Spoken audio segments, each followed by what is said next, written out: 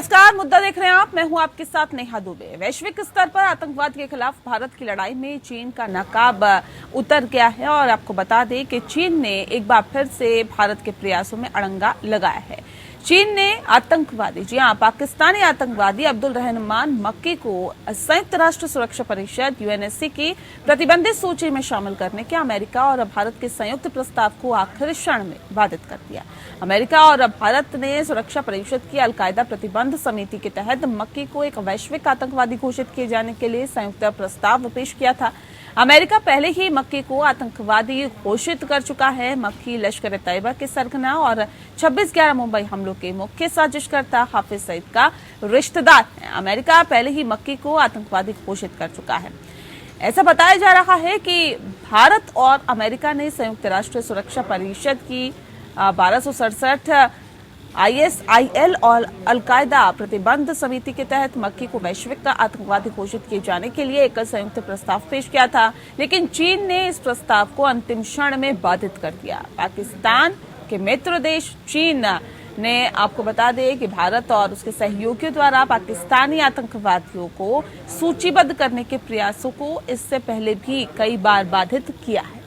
भारत ने मई 2019 में संयुक्त राष्ट्र में एक बड़ी राजनयिक जीत हासिल की थी, जब वैश्विक निकाय ने पाकिस्तान स्थित जैश-ए-मोहम्मद के प्रमुख मसूद अजहर को वैश्विक आतंकवादी घोषित कर दिया था। ऐसा करने में भारत को करीब 1 दशक का समय लग गया था। संयुक्त राष्ट्र सुरक्षा परिषद के 15 सदस्य निकाय में चीन एकमात्र ऐसा देश था जिसने अजहर को काली सूची में डालने के प्रयासों को बाधित करने की कोशिश की थी। संयुक्त राष्ट्र सुरक्षा परिषद में 5 राष्ट्र अमेरिका, ब्रिटेन, चीन, फ्रांस और रूस स्थायी सदस्य हैं। इसके पास वीटो का अधिकार है, यानी यदि उनमें से किसी एक ने भी परिषद के किसी प्रस्ताव में विपक्ष में वोट डाला तो वह प्रस्ताव पास नहीं होगा।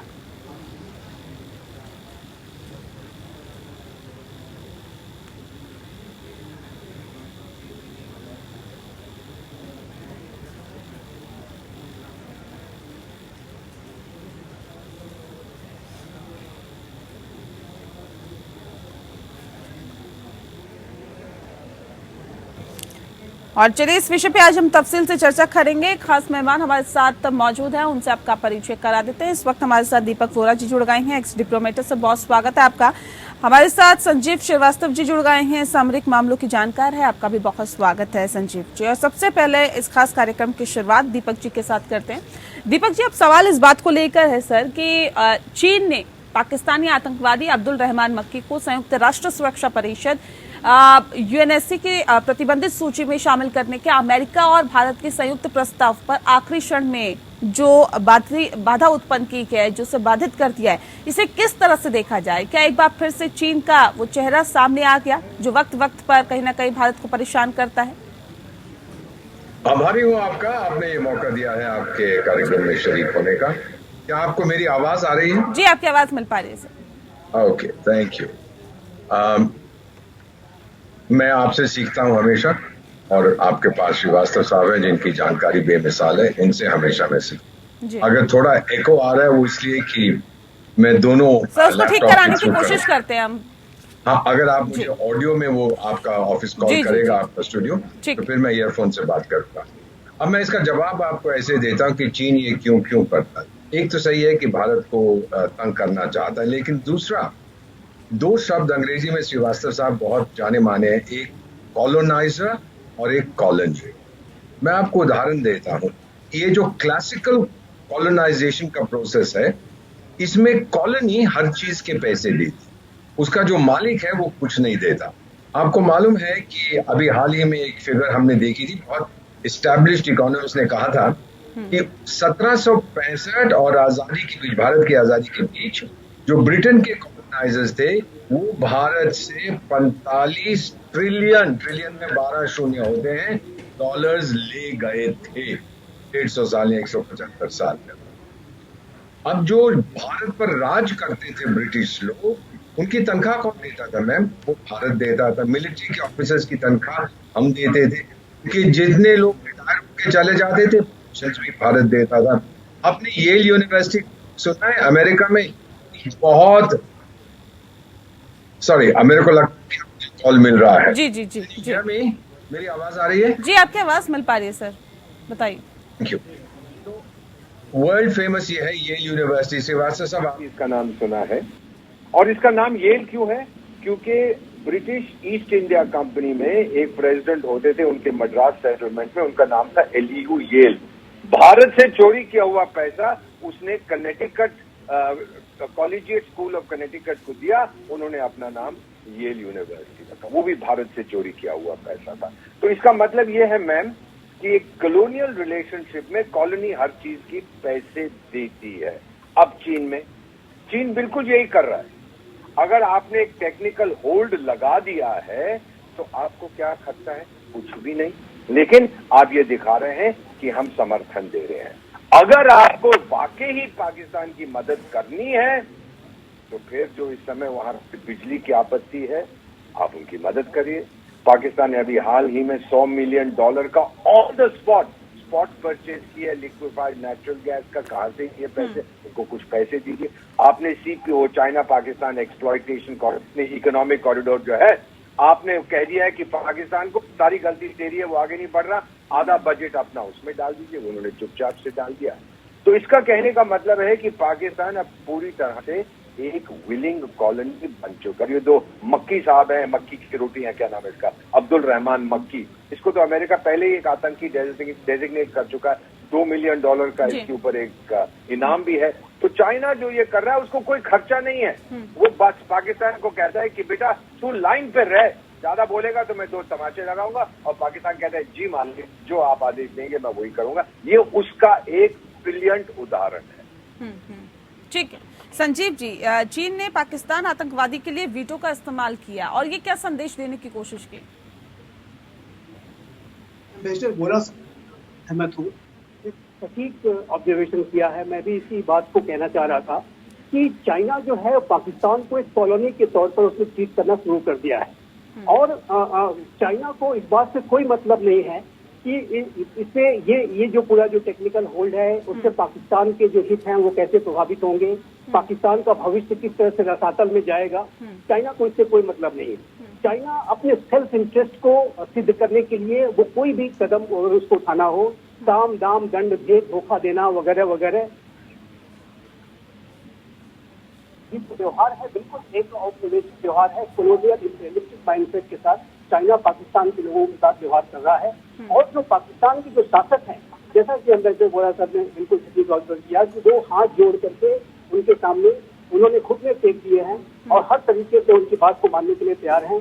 क्योंकि कभी ये जो पाकिस्तान है कभी अमेरिका के ऊपर अपने आर्थिक जो है सपोर्ट के लिए डिपेंड रहा करता था, अब ये चाइना की तरफ झुकता जा रहा है। $62 बिलियन से भी ज्यादा का जो इन्वेस्टमेंट है वो चाइना ने एक लोन के तौर पर पाकिस्तान में कर रखा है और पाकिस्तान भारी उसके दबाव में है। ऐसे भी अब रिपोर्ट है कि चाइना ने अब इस बात के लिए भी पाकिस्तान के ऊपर दबाव बनाना शुरू कर दिया है कि वो बलूचिस्तान में मिलिट्री पोस्ट को सेटअप करना चाहता है। और उसके पीछे का जो तर्क या बहाना जो दिया जा रहा है वो ये है कि आतंकी जो है बलूचिस्तान में हमले कर रहे हैं, सीपीईसी के प्रोजेक्ट को टारगेट कर रहे हैं, चाइनीज वर्कर्स को टारगेट कर रहे हैं, और यही चाइना यूएन में आतंकियों को बचाने का कार्य कर रहा है। तो चाइना का जो चरित्र है वो बिल्कुल दोहरा चरित्र है, धोखे वाला चरित्र है। साम दाम दंड भेद हर तरीके से चाइना हर तरीके की ट्रिक्स एंड टैक्टिक्स का इस्तेमाल करते हुए अपने हितों की सिद्धि करता है। वो आतंकियों को बचाने की जो कोशिश करता है वो इसके पीछे कारण ये भी है कि वो आतंकियों को अपीच करना चाहता है। पहले वो मसूद अजहर को अपीच करने की कोशिश कर रहा था ताकि जैसे मोहम्मद उसके सीपीईसी के प्रोजेक्ट को टारगेट ना करे, और अब लश्कर तोयबा का जो नंबर 2 है मक्की, उसको भी वो बचाने की इसी वजह से कोशिश कर रहा है ताकि किसी तरीके से ये जो आतंकी हैं वो सीपीईसी के प्रोजेक्ट के ऊपर हमले न करें। और यही चाइना अब ये भी कह रहा है कि हमें मिलिट्री फोर्स भी चाहिए ताकि हम आतंकियों से लड़ाई भी लड़ेंगे। तो ये चाइना का जो डबल स्टैंडर्ड दोहरा चरित्र दिखाता है, और जाहिर है कि पाकिस्तान चाइना की जाल में फंसता जा रहा है। जैसा कि मैंने पहले भी कहा है कि भारत को एक लॉन्ग टर्म की तैयारी करनी होगी, क्योंकि चाइना हमारे वेस्टर्न फ्रंट पे अब आ रहा है। चाइना वेस्टर्न फ्रंट पे हमें कैसे डील करना है उसके लिए भी हमें अपनी रणनीतियां बना करके रखनी होगी, जो कि मेरा पूरा विश्वास है कि भारत सरकार इस दिशा में गंभीरता के साथ कार्य कर रही है। वो वक्त पर सामने आती रही है। इससे पहले दीपक साहब आपको याद होगा जब धारा 370 को हटाया गया था, इसको निष्क्रिय किया गया था, तब भी पाकिस्तान सबसे ज्यादा खलबलाया था, सबसे ज्यादा दिक्कतें उसको हुई थी और खुद तो कुछ नहीं कर पाया था, लेकिन चीन के बिहाफ पर अंतर्राष्ट्रीय लेवल पर ये कहा गया था और ये इस मामले को उठवाया गया था और ये कहा गया था कि देखिए किस तरह से मानवाधिकारों का हनन हो रहा है, लोगों को परेशान किया जा रहा है कश्मीर में। जी का दीपक जी, अब सवाल इस बात को लेकर जिस बात का जिक्र हम ब्रेक पे जाने से पहले कर रहे थे, बात यही हो रही थी कि चीन से कितना सतर्क रहने की जरूरत है। सर, गलवान घाटी की बात की जाए या फिर कश्मीर से जब धारा 370 हटाई गई थी तब अंतर्राष्ट्रीय लेवल पर किस तरह से भारत की छवि को धूमिल करने की कोशिश चीन की तरफ से की गई थी, या फिर अब जिस तरह से आतंकवादी को बचाने के लिए वीटो का इस्तेमाल चीन की तरफ से किया गया, सर ये क्या संदेश देता है और भारत के लिए अब किस तरह से कदम भारत को उठाने की जरूरत है, कितना सतर्क रहने की जरूरत आप समझते हैं? आपका बहुत अहम प्रश्न है और श्रीवास्तव साहब ने बिल्कुल सही तरह से समझाया है कि हमें वेस्टर्न बॉर्डर पे भी अब ध्यान देना है और ईस्टर्न पे भी। वेस्टर्न बॉर्डर पे अगर सिर्फ पाकिस्तान है, मैं क्षमा चाहता हूं, लेकिन अगर हम अपनी 2 डिवीजन भेज दें तो हम उनका सत्यानाश कर देंगे टोटली। लेकिन अब चीन वहां पे जो आएगा, और क्योंकि वो टोटली कॉलोनी है और अब पाकिस्तान पैसे देगा चीन को कि अपने सिपाही यहाँ रखो और मेरी मदद करो, वो फिर एक दूसरा इमेज आ जाता है। लेकिन इतना मैं आपको यकीन से कह सकता हूँ कि अब गलवान घाटी के इंसिडेंट को 2 साल हो चुके, उसके बाद चीन खामोश बैठा है क्योंकि उसकी दूसरी प्रायोरिटीज हैं इस समय। उसकी प्रायोरिटी है महामारी। आप जानते हैं किस तरह से वो वापस आ गई है महामारी। चीन बहुत बुरी हालत में है इकोनॉमिकली, ताइवान की समस्या हो रही है, और अब आप ये जानती हैं कि सबसे लेटेस्ट जो बन रहा है क्या है, U2 जो बन रहा है भारत, इजराइल, यूएई और अमेरिका के बीच, उससे भी घबराया हुआ है। क्वाड उसके गले में फंदा बन चुका है, वो ये सोचता है, जबकि क्वाड बहुत और चीजें कर रहा है। तो मुझे अब नहीं लगता कि अभी आने वाले समय में चीन ये कुछ भी कर पाएगा हमारे वेस्टर्न बॉर्डर पे। हाँ, इतना जरूर है, अगर भारत और चीन के बीच, भारत और पाकिस्तान के बीच जंग होता है तो चीन जरूर पाकिस्तान से कहेगा, जिस तरह सारी दुनिया, पश्चिमी देश यूक्रेन से कह रहे हैं आगे बढ़ो और मरो, घबराओ नहीं, हम तुम्हारे साथ है, अपना एक सिपाही नहीं भेजेगा। लेकिन अगर चीन के साथ हमारा युद्ध होता है, पाकिस्तान तो जी जनाब वो पहुंच जाएगा वहां लड़ने के लिए। ये उसकी कॉलोनाइज्ड मेंटालिटी बन चुकी है। तो ध्यान रखेंगे, लेकिन मैं पैनिक नहीं करूंगा, मैं पूरी तरह से घबराऊंगा नहीं, क्योंकि चीन में अब वो ताकत नहीं है मैम, और ये मैं पूरी अथॉरिटी के साथ कह सकता हूं कि हमसे वो टक्कर ले चुके। हमने डिप्लोमेटिकली, पॉलिटिकली और मिलिटरीली उसको अकेला कर दिया है। क्षमा करेंगे, आप हमारी बेटी की उम्र में की हैं, हमने चीन को नंगा कर दिया है। ठीक है संजीव जी, चीन जाहिर तौर पे अलग थलग है जिसका जिक्र भी दीपक जी कर रहे थे, लेकिन अब सवाल ये भी है कि देखिए अमेरिका को भी झटका लगा जिस तरह से चीन ने ये कदम उठाया है, न सिर्फ भारत को बल्कि अमेरिका को भी। लेकिन अब सवाल ये है कि अब इन दोनों के रिश्ते पर इसका किस तरह का प्रभाव पड़ेगा? देखिए, मैं एम्बेसडर वोरा सर से बिल्कुल सहमत हूँ कि आज का ये जो नया भारत है वो चाइना और पाकिस्तान दोनों ही फ्रंट पे किसी भी चुनौती का मुंहतोड़ जवाब दे सकता है।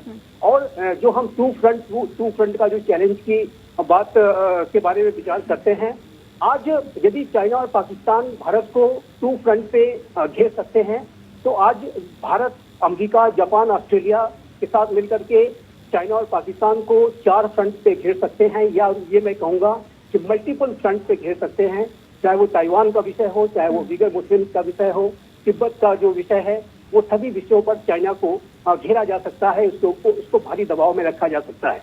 तो ये जो चाइना और पाकिस्तान का जो गठजोड़ है, ये निसंदेह उसको भारत बड़े आत्मविश्वास के साथ और संकल्प के साथ इसका जवाब दे सकता है और किसी भी ऐसी चैलेंज के ऊपर विजय हासिल कर सकता है, ऐसा मेरा भी पूरा विश्वास है। और मैं बिल्कुल सहमत हूँ कि इसको लेकर के जरा भी पैनिक नहीं होने की आवश्यकता है। ये जो चैलेंज है, एक शॉर्ट, मीडियम और लॉन्ग हर तरीके का चाइना का चैलेंज है, जो कि जिसको कि हमें बहुत ही आत्मविश्वास के साथ अपनी तैयारियां जारी रखनी है। चाहे वो अपने मिलिट्री बिल्डअप को करना हो, चाहे वो बॉर्डर एरियाज के इंफ्रास्ट्रक्चर डेवलपमेंट प्रोग्राम को टाइम बाउंड मैनर में तेज गति से बढ़ाने का कार्य हो, चाहे वो इंटरनेशनल कोलैबोरेशन को गहरा करने का कार्य हो। जैसे क्वाड का इनिशिएटिव आगे बढ़ रहा है, I2U2 जो एक वेस्ट एशियन क्वाड जिसको कह सकते हैं, वो भी एक नया स्वरूप सामने, उसका भी स्वरूप सामने आ रहा है। शिखर बैठक होने वाली है और जाहिर है कि इससे भी पाकिस्तान भी घबराया हुआ होगा, चाइना भी घबराया हुआ होगा कि भारत, इजराइल, यूएई और अमेरिका साथ में आ रहे हैं और वो पूरे मिडिल ईस्ट, वेस्ट एशिया का जो क्षेत्र है उसमें भी भारत का प्रभाव बढ़ेगा। तो ये स्पष्ट रूप से दिखता है कि भारत आज बहुत बड़ी ही सशक्त स्थिति में है, चाहे वो कूटनीतिक तौर पे हो, चाहे वो सामरिक तौर पे हो, चाहे वो अपनी स्वयं की तैयारियों के तौर पे हो, इंफ्रास्ट्रक्चर, बॉर्डर एरिया के इंफ्रास्ट्रक्चर डेवलपमेंट प्रोग्राम की बात हो, हर जगह भारत सशक्त और मजबूत नजर आता है। लेकिन जो आतंकवाद का मुद्दा है, जाहिर है कि चाइना एक सेल्फ सेंटर्ड सोच रखने वाला, एक डिस्ट्रक्टिव सोच रखने वाला राष्ट्र है।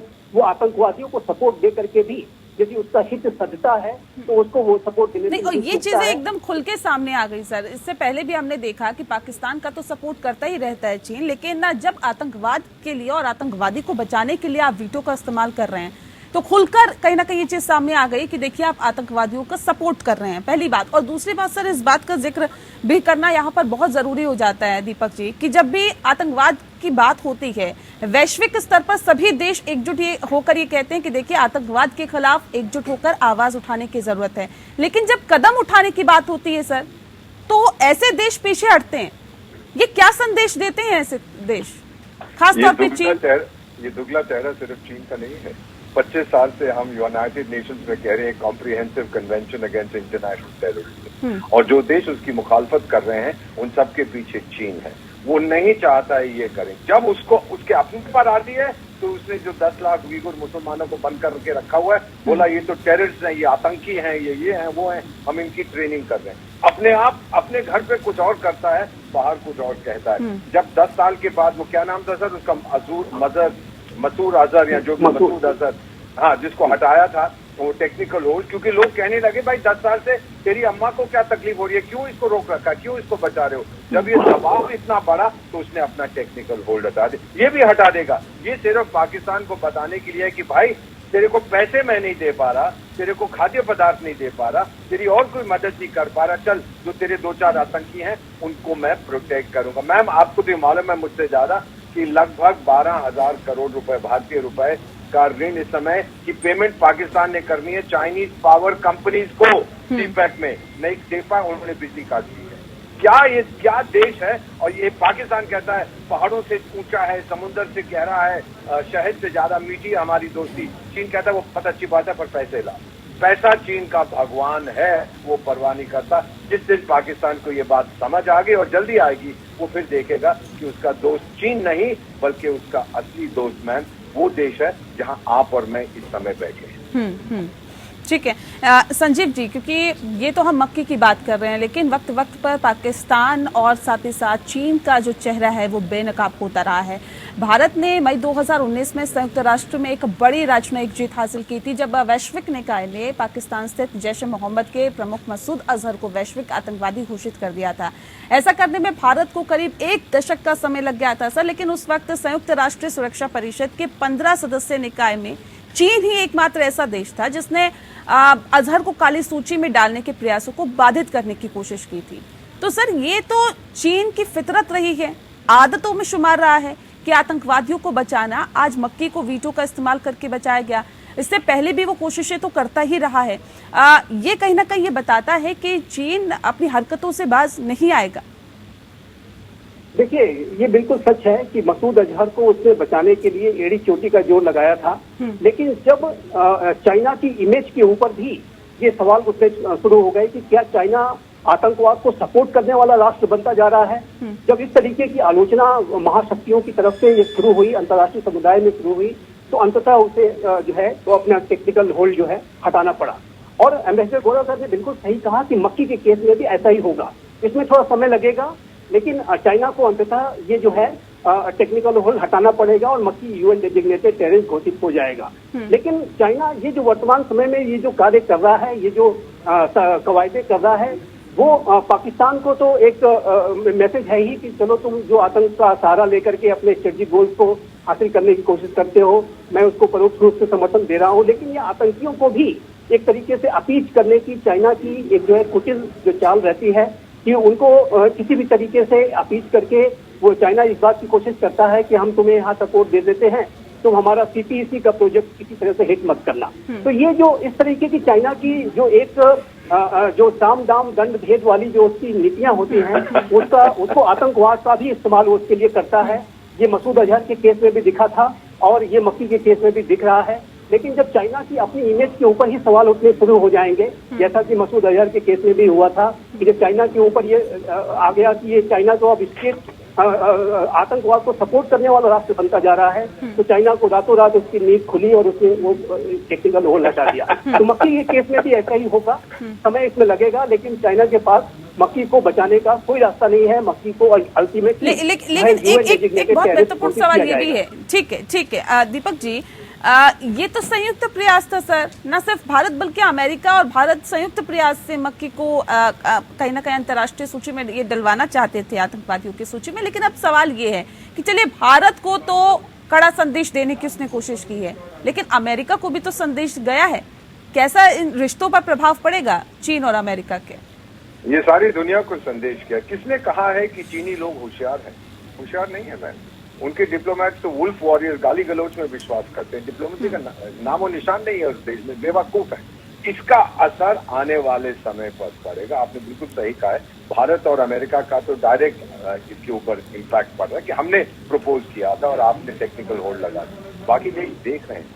चीन ये चीज समझता नहीं है मैम, क्योंकि उसने इतना टाइट मीडिया पे कंट्रोल रखा है कि आप वहां छींक भी नहीं मार सकते पिंग पोंग से पूछे बिना। तो चीन यही सोचता है कि अगर मेरे लोगों को नहीं पता लगेगा तो पूरी दुनिया पे भी ये खबर नहीं जाएगी। लेकिन आज nano second technology, information transfer का समय है। आपके टेलीविजन चैनल पर करोड़ों लोग ये कार्यक्रम देखें, उनको मालूम है कि चीन क्या हरकत करता है। चीन की आइसोलेशन बढ़ती जा रही है। इकोनॉमिक नहीं, कई देशों के साथ ट्रेड करता है, लेकिन पॉलिटिकल आइसोलेशन उसकी खत्म होती है। मैम 193 सदस्य हैं संयुक्त राष्ट्र संघ के। श्रीवास्तव साहब, अगर आज चीन को हटा दीजिए 192 बचते हैं। अगर आज और पाकिस्तान को 191 पूछा जाए, डू यू ट्रस्ट चाइना, मैं दावे से क्या, मैं गया हूँ वहां कई बार, जवाब आएगा नॉट एट ऑल।